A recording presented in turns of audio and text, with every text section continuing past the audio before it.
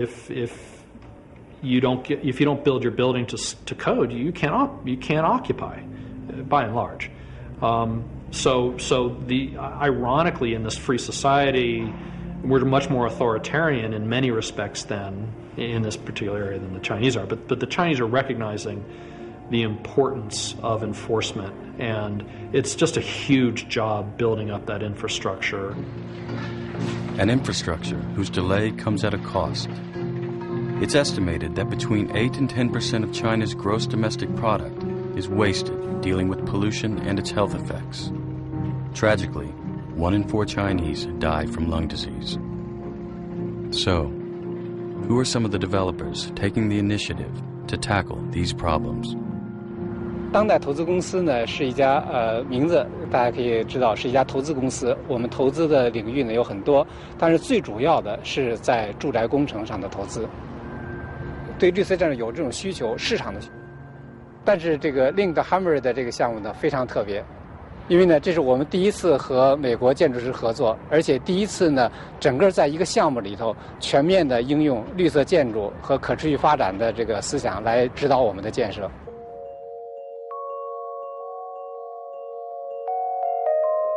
Designed by New York architect Stephen Hall, the Linked Hybrid project broke ground December of 2005. With views of Beijing's Forbidden City, 60 units pre-sold in the first week. The design not only embraced green principles, but also the basic tenets of Chinese philosophy. We decided that because of feng shui principles, ancient Chinese principles, that there would be no beams in the apartments. You know, if you're underneath a beam in feng shui, that's terrible, bad luck. So we said, okay, according to feng shui principles, we will have no beams in the apartments. That means we'll have flat slabs, and then that brought us to the idea of putting the structure all in the outside. So, but then, because we put the structure in the outside, we could deep set the windows. Now we can use the thermal mass of the concrete to temper the heating and cooling of the building, making it more thermally resistant, set the windows back, get a natural sun shading effect from that. There will be roughly about 650 or 700 apartment units. We're putting nearly almost all the roof on the ground, every surface making landscape surface. So all these roofs are covered with landscapes. So it's not only provide a beautiful landscape seen from above from the apartment, it's also making cool down all the buildings, make it very sustainable. At the heart of this energy-efficient strategy lies a heating and cooling system that taps into an infinitely renewable source, geothermal wells. To cool and heat this large amount of buildings, almost 1.5 million square feet of apartment spaces alone. We have worked as a modeling group to devise a system that uses the ground source geothermal system to cool and heat the building. The geothermal well goes down 100 meters to a stable water temperature in the water table of 51 degrees. And there's a return pipe which always taps that 51 degrees. And at the top, then there's heat exchangers that convert that into cooling in the summer and heating in the winter. This application is, we have found today, is the largest application in the world in residential buildings. There's 600 geothermal wells going down 100 meters deep. It's an enormous amount of engineering project. 绿色建筑呢，不论是在中国还是在美国或者在其他国家，都会意味着成本的增加。但是呢，当代认为，中国现在需要对建筑有一个新的思考。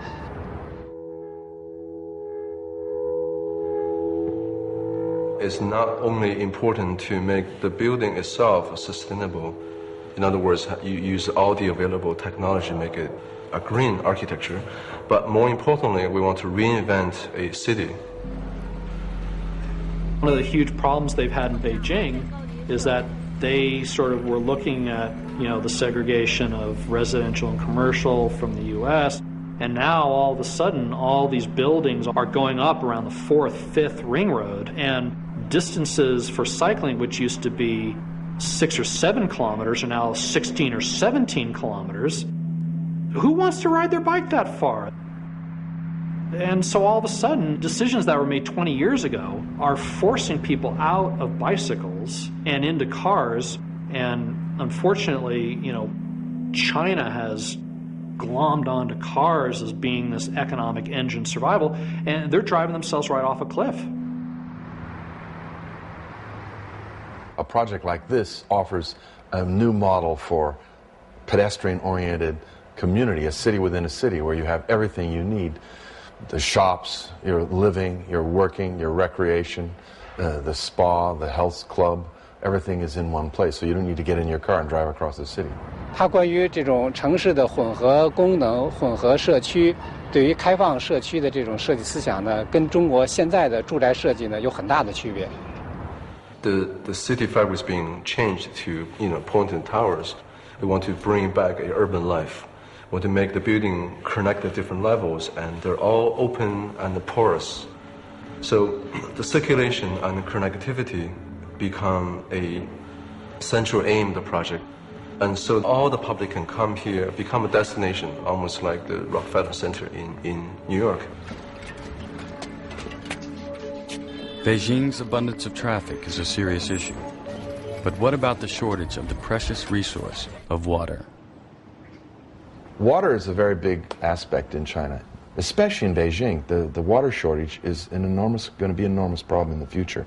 But when you have an apartment building, you have all this water from washing your hands, taking showers, what we call gray water, that if you're careful, you could run a separate plumbing system and reuse all that water. We created this large pond of about 7,000 square meters large. All the gray water from 700 apartments are collected to a central processing plant over between these two towers in the basement.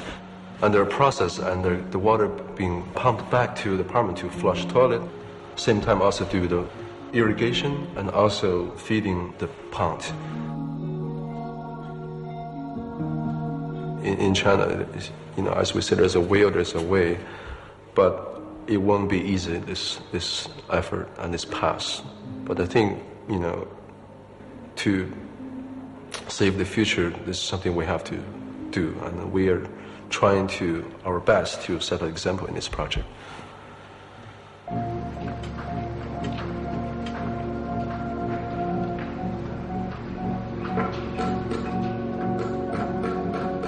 Right now, the way our economic and finance system works is that most costs and benefits of everything essentially become zero within one generation.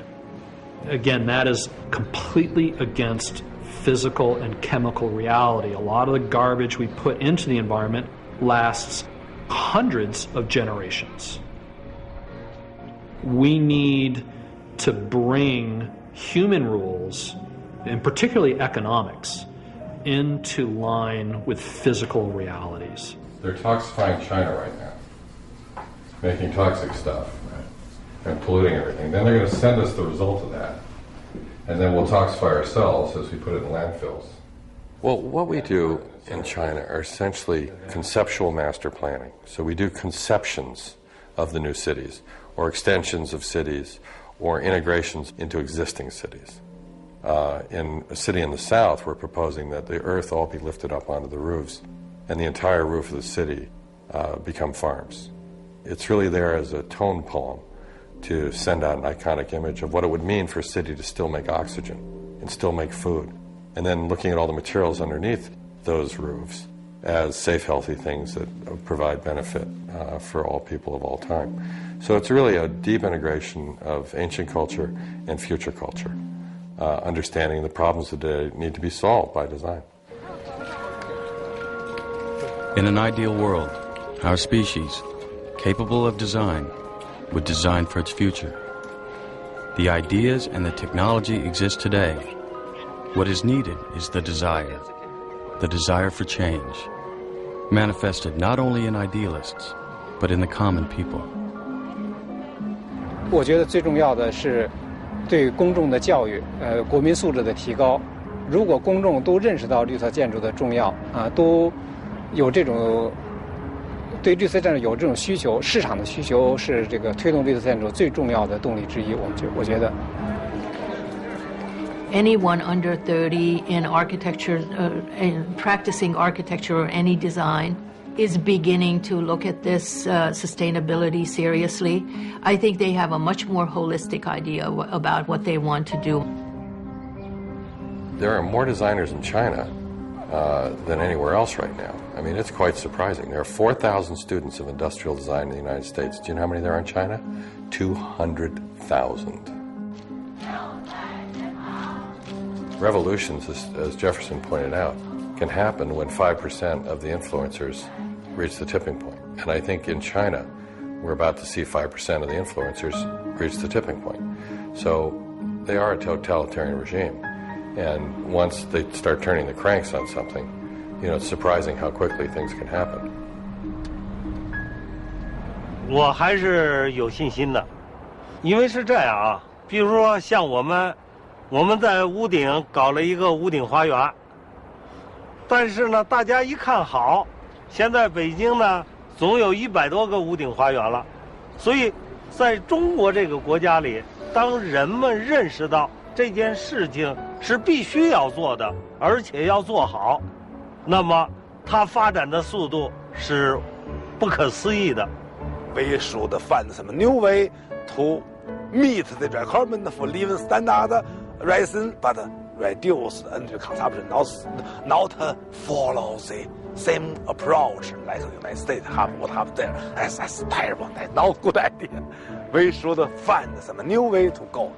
Otherwise, the whole global, whole world will be collapsed. Will China's rise to world power coincide with the world's demise? Or will the culture that developed the compass steer mankind away from consuming itself?